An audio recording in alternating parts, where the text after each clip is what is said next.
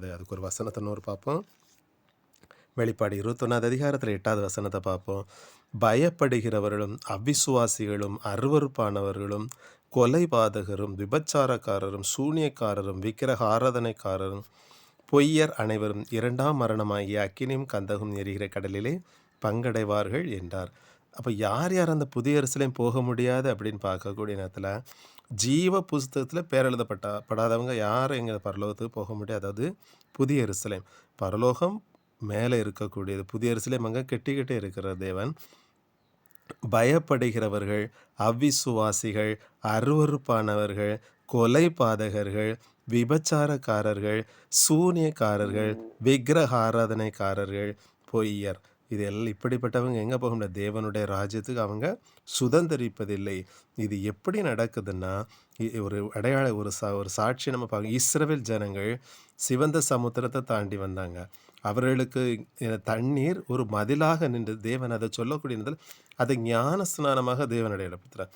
ஞான ஸ்நானம் எடுத்து அவங்க அந்த வனாந்தர வழியில் அவங்க நடக்கும் பொழுது, கானான் தேசத்தை நடக்கும் பொழுது அவங்க எல்லாரும் அழிக்கப்பட்டார்கள்.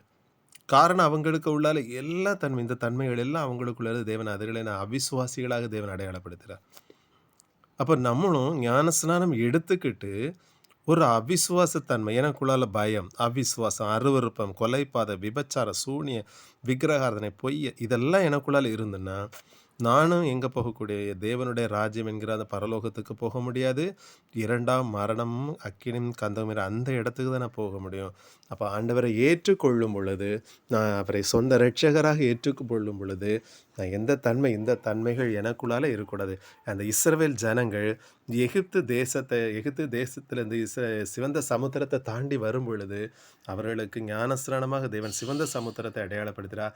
ஞானஸ்நானம் எடுத்த பிறகும் அவங்க ஞானஸ்நானம் எடுத்தாங்க, அப்பத்தை புசித்தாங்க. அப்படி இருந்த பிறகும் அவங்களுக்குள்ளால எதில் நிற்க முடியும்? ஒரு அவிசுவாசத்தன்மை, அதாவது அவங்களுக்குள்ளால ஒரு இச்சைகளுக்கு எடுத்த காரியங்கள் அங்கே வந்தது. அதனால் அவங்க எதை போக முடியல? தேவன், அதாவது அந்த கானான் தேசத்துக்கு அவங்க நுழையவே முடியல. தேவன் கடைசியில் சொல்லி யார் அங்கே நுழையும்படியாக இருக்கிறான்? நன்மை தீமை அறியாத அந்த பிள்ளைகள் தான் எங்கே போக முடியுமா? அவங்க பரலோகத்திற்கென்று போக முடியும். மற்றபடி யாருமே போக முடியாது.